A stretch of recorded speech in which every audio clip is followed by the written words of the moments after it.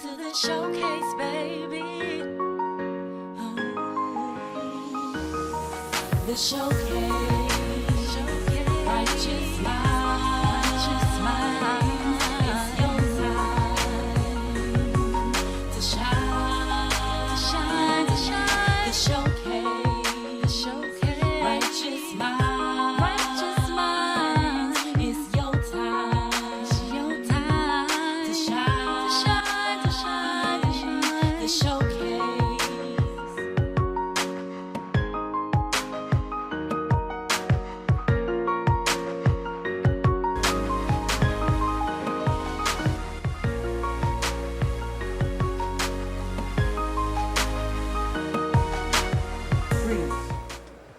Brother Rashid here with the Showcase. We have Sister Rashida Ali. We're interviewing her today, getting some knowledge on health, life, fitness, everything that counts. So let's get into it. Let's have her. And for any questions you may have, you can always email us, and we'll do our best to answer you back as soon as possible. Assalamu alaikum. Wa alaikum salam. How you doing today? I'm very good, thank you. Alhamdulillah.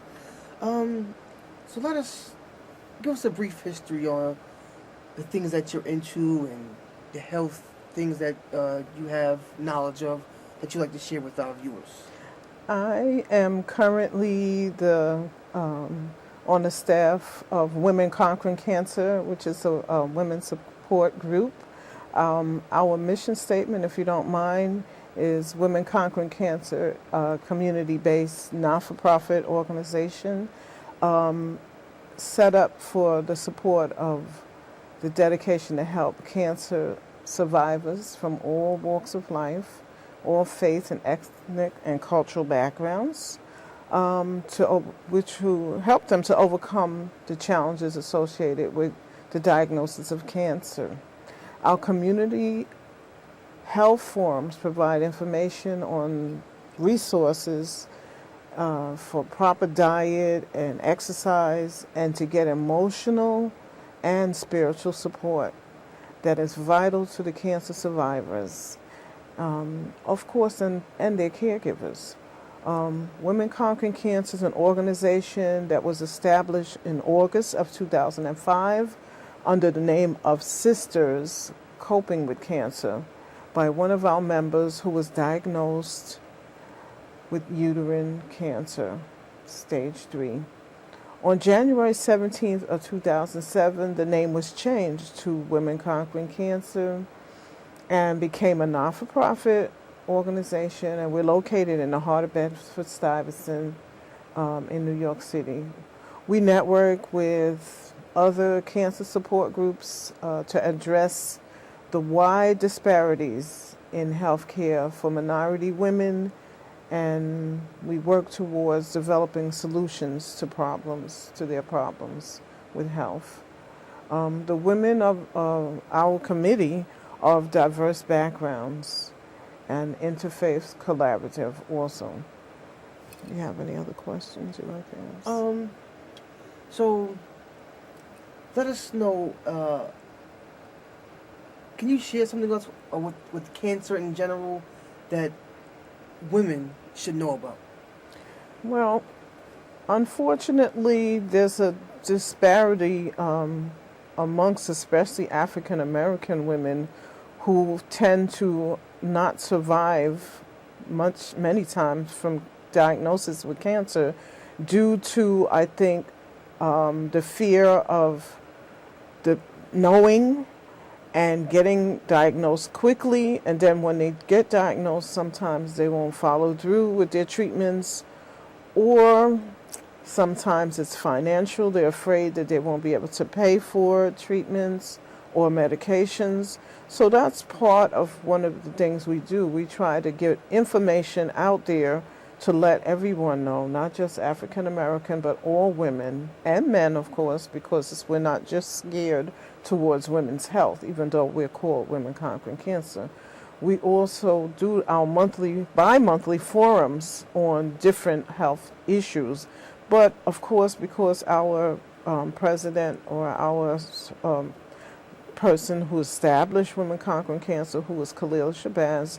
She was diagnosed with cancer, so the support group began on the basis of cancer. But we like to bring in health practitioners bi-monthly to speak on different health topics, including diabetes, heart disease, arthritis, many number of issues. And we bring in doctors, nurses, hospital representatives. They come in and do screenings for us. And we have an annual Survivors Day program, which we celebrate the survivorship of cancer survivors, which we just had this past May 30th. Would you like to know about that? Yes. Okay. This year we had a pink and blue fundraiser dinner, and it was also to honor, like I said, to honor our cancer survivors, and it was held on Saturday, May 31st.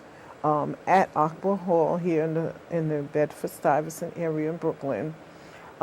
We had representatives from the borough president's office. We had the Bedford-Stuyvesant Ambulance Corps that showed up and spoke to the community about different issues and concerns about health and how they deal with it and what we need to do to get ourselves to the hospitals on time and the services that they provide. Also, we had wonderful entertainment. We had a representative from Harlem Hospital who spoke to us. Wendy Powell was one of the cancer survivors, and she performed a beautiful dance for us. We had our singers, and we had a jazz band to really make the evening really beautiful, beautiful evening, and the decorations and everything were just so comforting to our survivors, and they all gave us beautiful feedback on our program. That's just one of the things that we like to do, but this year's program was really phenomenal. Again, we are here as an organization to help people to navigate the system. We give out care packages to newly diagnosed cancer patients. It could be anything from car fare, cab fare, to food, fruits, vegetables. We try to do things that they need, if it's to even help to pay for a doctor's visit, we might be able to afford it, even though we're not-for-profit. We try to do fundraising to keep our funds up to help people for whatever's necessary. Now, is there a walk that you guys do every year? Every year in October, we walk with the American Cancer Society at Prospect Park. It's over a 3-mile walk, but there are so many people out that you wouldn't even realize that you walk 3 miles. We all come out with our banners and our colors and celebrate survivorship. And that's basically geared towards breast cancer survivors, but everyone comes out to support it by the hundreds, I would say by the thousands. And we've done that for many years now and raised the funds for American Cancer Society to continue to do the work that they do. Because we're also a part of that organization. We're also part of the Greater Brooklyn Health Consortium also, which is another group that helps focus on our health. We partnership with different organizations to just keep ourselves aware and to let them know that we exist also, not just because we're women, but also because we're Muslim too, to let them know that we have the same disparities as everyone else, and we try to stay healthy and eat right. We've worked at the YWCA. We had a representative that came in to work with us that did yoga exercises and different breathing exercises just to help the cancer survivors and their partners as well as their caregivers to know what to do to survive and to help to live a healthier life. We also had a representative at one of our forums who actually was introducing women to her business, which was wigs, because even though we wear our head covering, it's easy for us as Muslim, but there were other members that are not Muslim, and some of them we encourage them to to wear nice headgear or to even provide themselves with the wigs that this organization makes available to them. Okay. So, how can someone get in contact with you in reference to Women Conquering Cancer? Okay, Women Conquering Cancer, we are set up at Bedford Avenue in Brooklyn, but we have a post office box which is under the name of Women Conquering Cancer, Post Office Box 471601, and that's Brooklyn, New York 11247. Also, we can be called at 347-789-3064. We have a website, Women Conquering Cancer, BK.org, and I say BK because we found there was another Women Conquering Cancer organization out in the Midwest. So we use the BK, Women Conquering Cancer, www.womenconqueringcancerbk.org, or wcc@gmail.com, which is our email address. Okay? Okay, well, we thank you for your time here. Thank you. Right now, we're going to go to showcase another Prime video for you of the week.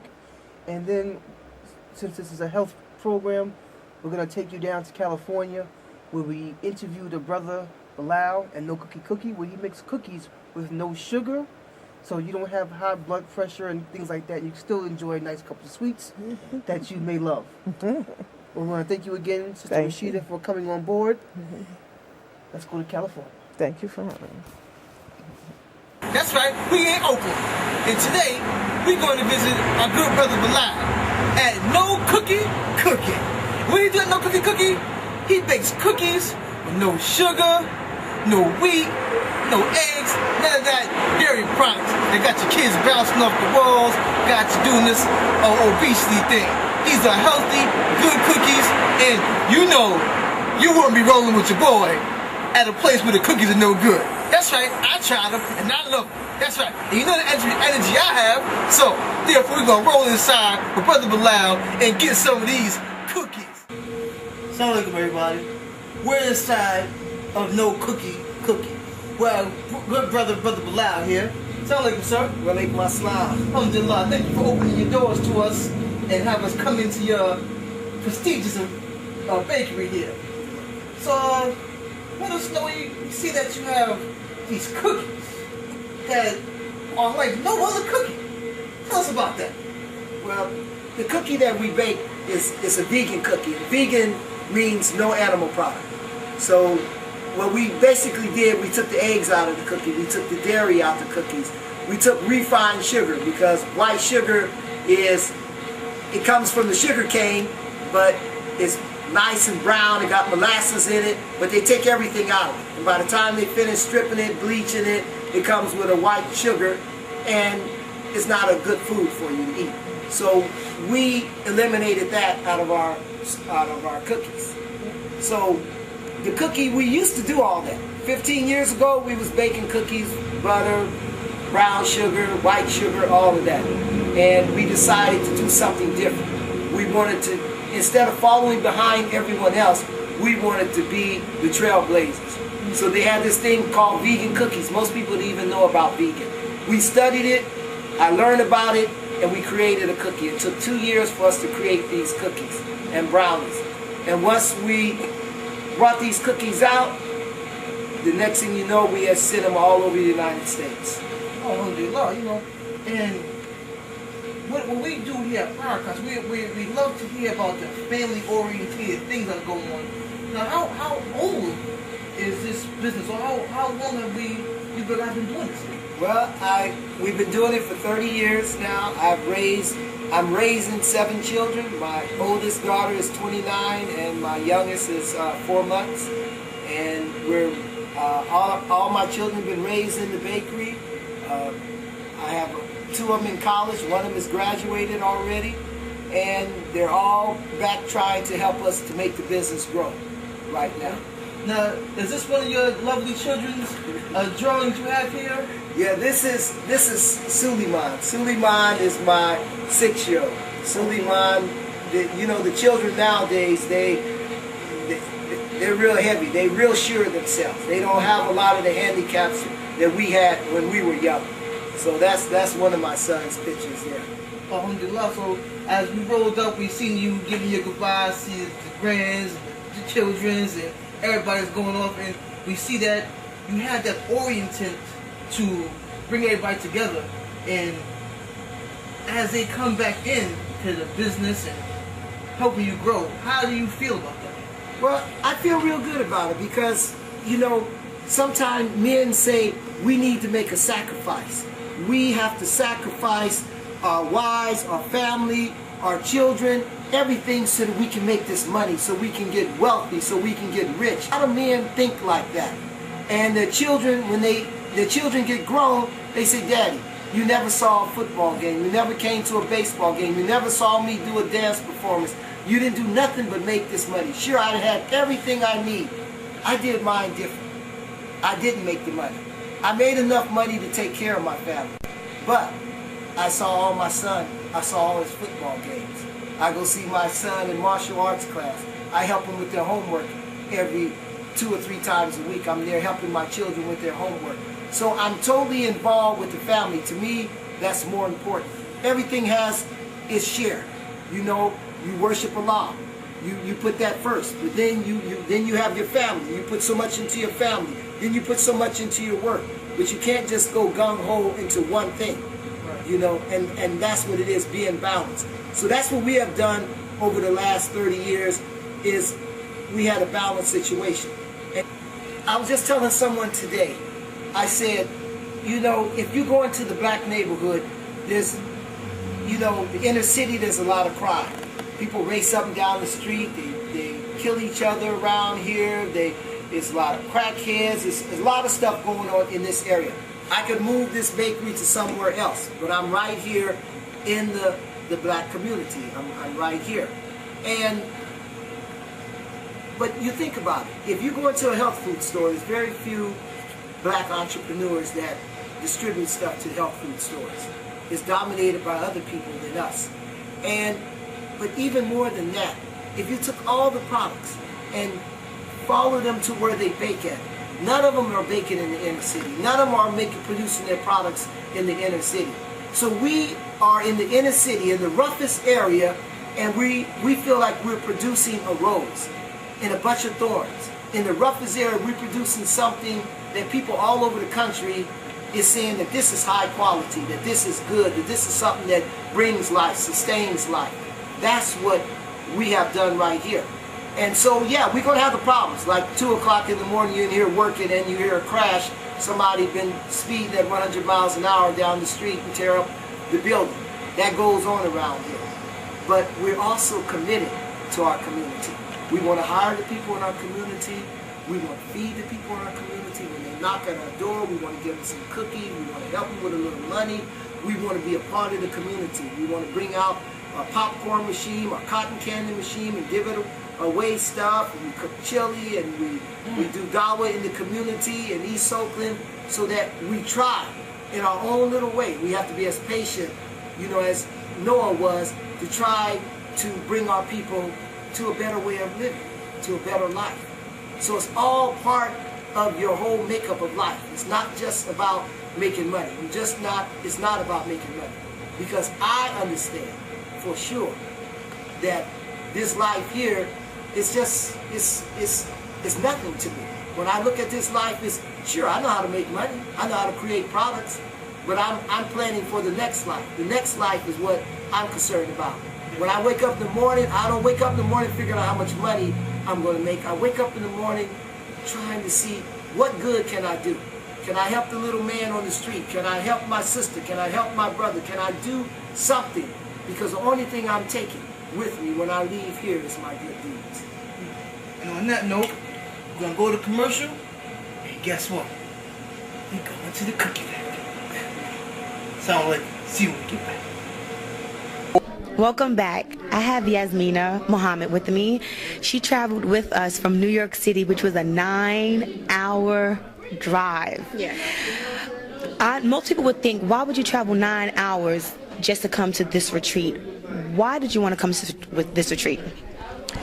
Well, I felt like it was something really positive and something that I needed to do for me, and I see where I was making mistakes in my life, and I just want to better myself as a person as well as a Muslim woman. I'm just going to I'm going to go there with you. Okay. What are some of the things that you're struggling with, and where and how do you want to better yourself? Okay, I'm having a little struggling with certain clothing I'm supposed to wear, as far as wearing my hijab and things like that. As you can see, I'm wearing a hat, and I probably wouldn't even be wearing that, but you know, I'm getting there, so I'm taking it step by step, and I see other people having the same issue, and I'm just trying to see what they're doing, and maybe I can try it and it'll work for me. Now, struggling with the hijab, I know coming in here, but you had to have jitters and nervousness about what people may think or say. With that, how have you been like put at ease from being here with you not covering your hair? Okay, well, I see there's a few other sisters in here who's not wearing one either, and nobody here is really judging. They're just basically trying to understand why it's such a challenge for you, and it's not really judging, and they want to help me, and I feel like they're helping me instead of just saying you're wrong, you're wrong, you're wrong. So it's like working together, and it doesn't make you feel bad about it. It's just saying we can work it out, and that's. So coming from New York, I know you see all kind of struggles within the city. How do you feel what this organization is doing, Man of Youth? How do you see us helping our brothers and sisters? I think it helps a lot because it gives you a space where you can feel comfortable, and it also people understand the different struggles. It's not like it's easy. It's very tough to be a Muslim, especially with all the different. It's a new day and age, so everybody has different trials and different tribulations and things like that. And I feel like this organization helps everybody, and it recognizes what's going on today, not what went on like 10 years ago or whatever. So it's good. So what would you say to any young sisters who are watching, who are going through the same struggle as you? What advice would you give them, and what would you say about our organization to them? I would tell them, just don't try to be somebody else, try to do you. Basically do what fits you, take a step at a time, be easy about it. Don't try to be somebody else, because it's not going to work if you're trying to do something that's not right for you. And I would say definitely reach out and try and get some help. If you want to better yourself as a person, then reach out. Don't do it because someone's making you do it, because it won't work that way. You got to do it when you're ready and do it on your own time. There you have it. We have Yasmina Muhammad being honest, and we appreciate you, and we'll be back. Okay. Alright, we're back from commercial. Thanks for coming back. Brother Bilal, show a story, boy. Take us away. Yes. Well, this here is our bakery. It's a little small bakery. One thing that we really wanted to do when I started my business was, since I'm so involved with other things, that I wanted to keep things simple.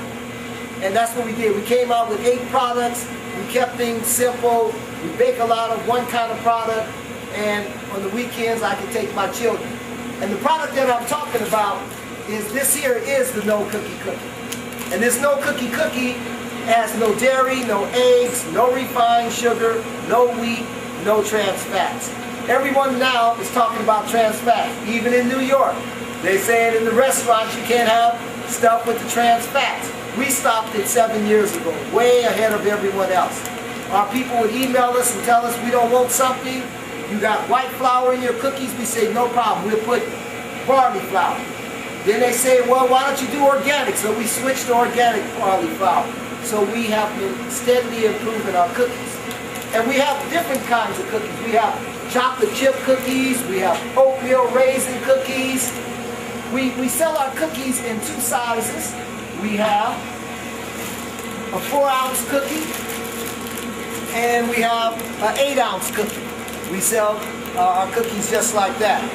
So the flavors that we have are ginger spice. We have our ginger spice cookies in 4 and 8 ounces. We have lemon poppy seed, peanut butter, and island coconut wheat. These are the cookies that I come up with. I come up with these recipes. I love to experiment. I get in the kitchen and I put all the mixed try different things, and and I'll tell you something though. When I make cookies or I make brownies, when I first start, none of my children come around me. The reason they don't come around me because they know I got to make it about 10 or 15 times before it's edible. Nobody wants my first sample. When I first make the coconut cookie, when I made the brownie, it would just, when it gets done, it would just melt. I'm not real good at doing it the first try. I have to do it over and over and over. This is our chocolate chip. Even the chocolate chip. The chocolate chip, the reason chocolate chip is #1 selling cookie in the world is because of the candy that's in it. But even the chips here, they have no dairy. Most chocolate, you use unsweetened chocolate and you mix white sugar with it and you put butterfat with it. That makes the chocolate taste good. With this one here, they use malted barley and they use cocoa butter. And so that means even when you eat our chocolate chip cookie, it's still a natural chocolate that you eat. Right, so we have to buy that. And everything that we buy, all our ingredients cost twice as much as regular ingredients. They all cost twice as much. So and that's what we do. And then we have our oatmeal raisin. We just baked a big rack full. We haven't even labeled them yet. This is what we baked yesterday. This is our oatmeal raisin cookie here. And if you can pan it onto our oven there. Our oven is, when we bake our cookies, we put all our cookies on this rack here. This rack will hold 600 cookies. And with this rack, you can put all the cookies on here, open that oven door up, and slide the whole rack in there. It lifts the rack up, spins it around, cooks it for 12 minutes, and you take the whole rack of cookies out. So that's how we get the speed. We use our machine here, and we fill it up with dough. It drops the cookies out. It drops them out on the trays, and then we put them on the rack. We put them in the oven, and then we have a machine over there that wraps them up, and then we put the labels on. Man, I love the dough. Yes. More than you know. That's what I'm talking about. See, here we go at a factory where it's family, it's wholesome, nutritious, but yet still delicious. I done had me a peanut butter cookie already. Well, I'll tell you, if I don't get out of here soon, you ain't gonna have no cookies left. So therefore, straight from Oakland, California, with Brother Bilal, here at No Cookie, where yes, you can have some cookie and have a delicious cookie for your children, but they won't be bouncing off the walls, and you can still be good.